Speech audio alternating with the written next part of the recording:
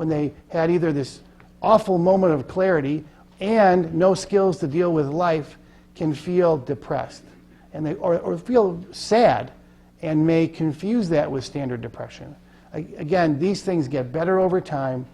I know people who were just about to be prescribed antidepressants and used recovery to try to treat their symptoms as a trial, and in most cases did extremely well.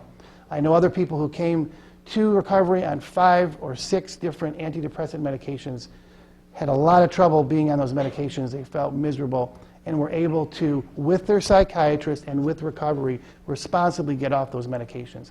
I am not recommending, as a whole, that people who are in recovery should stop their antidepressants. It's something to talk to your, hopefully, addiction psychiatrist or psychiatrist about to help you.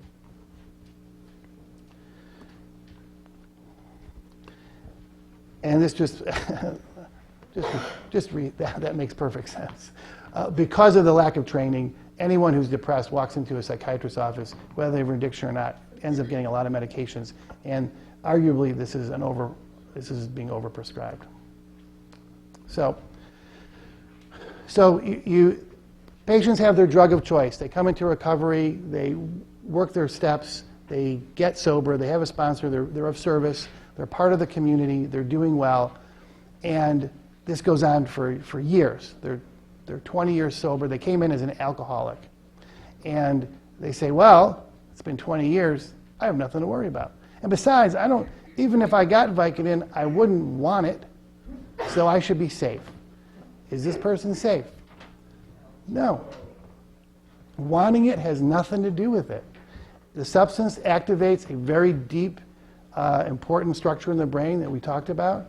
And once they're exposed to that substance, they are off and running. And one way that I've heard it explained to me is, for somebody, and this is a guy who's been in recovery for over 30 years, and he recently had some surgery, and his doctor was going to give him some Percocet, which wasn't his drug of choice. And he said, it's kind of like I felt like I was thrown into a shark tank, and the shark was coming right at me. And I thought, well, that's not my shark of choice. I should be fine. And he had some clarity there, and knew and could get out of the situation, and has remained sober.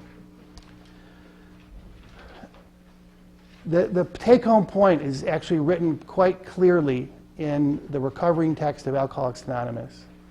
That, and this description, as a certified addictionist now, really what we have today, this is from 1935 or 39, whatever, somewhere in that period of time when this was written, and today, I don't know if we know much more than this description, that for